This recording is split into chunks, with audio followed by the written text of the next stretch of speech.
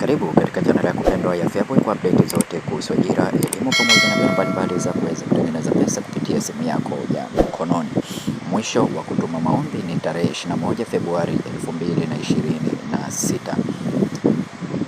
Kumbuka kuandika barua yako ya kuombea kazi iliyosainiwa pamoja na vyeti vya elimu, na anwani ya barua hiyo elekeze kwa mkurugenzi mtendaji halmashauri ya wilaya Kiteto 12 mtaa Baboma SNP 98 Kiteto.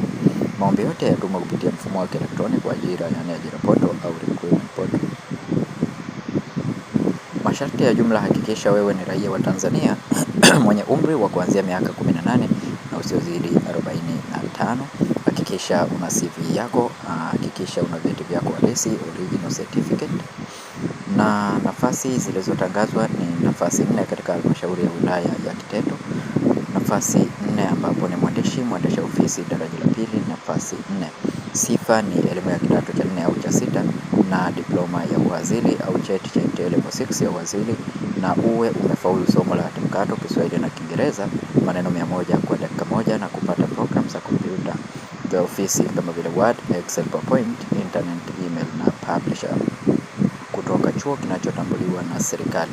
Ngazi ya mshahara ni TGSC.